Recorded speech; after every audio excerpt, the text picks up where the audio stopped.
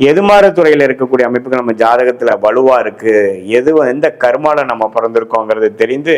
இதையே நம்ம பாஸ்ட்ல இது மாதிரி விஷயங்கள் நடந்ததாங்கிறத ஒரு செக் பண்ணி அந்த ஒரு விஷயத்தையும் நாம உள்ளக்குள்ள கொண்டு வந்து பாஸ்ட்டை பார்த்து ப்ரெசண்ட்டை பார்த்து அடுத்து வரக்கூடிய ஃபியூச்சரையும் பார்க்கும் பொழுது என்ன மாதிரி வாழ்க்கை பயணம் நமக்கு இருக்கு, எந்த பிராப்தம் இருக்கு, எதுக்கு நம்ம எதிர்பார்க்கலாம், எது நம்ம எதிர்பார்க்க வேண்டாம்,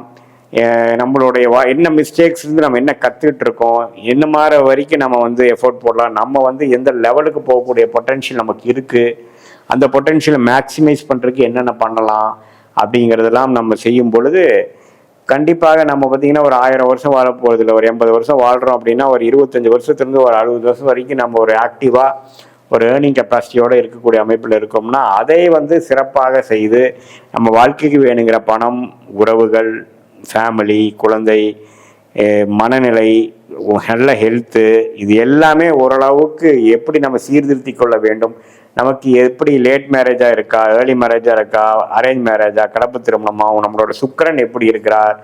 அடுத்த வரக்கூடிய தசாபுக்திகள் எது மாதிரி விஷயத்தை காட்டுது, இப்படியெல்லாம் நம்ம பார்க்கும் பொழுது எப்போ வந்து நம்ம வந்து எப்படி ஒரு கூகுள் மேப்பில் வந்து நம்ம வந்து ஒரு இடத்துக்கு போகிறப்போ நம்ம டிராஃபிக் பார்க்குறோம், எவ்வளோ டிஸ்டன்ஸில் இருக்குன்னு பார்க்குறோம், போகிற வந்து ரூட் என்னன்னு பார்க்குறோம் இல்லைங்களா, அது என்னதான் நீங்கள் பார்த்தாலும் நாம தான் போய் சேர போகிறோம். பட் நமக்கு ஒரு மென்டல் ப்ரிப்ரேஷன் கிடைக்கிற மாதிரி இந்த ஜோதிடம் சயின்டிஃபிக் வேதிக் அஸ்ட்ராலஜி முறையில் எதையும் மிகைப்படுத்தாமல் பார்க்கும்பொழுது பாஸ்ட் சிங்க் பண்ணிடுவோம் நம்ம. அதுக்கப்புறம் வரக்கூடிய ப்ரெசன்ட் ஃபியூச்சரை மூலமாக மென்டல் மேப்பிங் பண்ணி வாழ்க்கையில் வந்து நம்மளுடைய பிராப்தத்தை தெரிந்து சமய விரயங்கள், பொருள் விரயங்கள் இல்லாமல்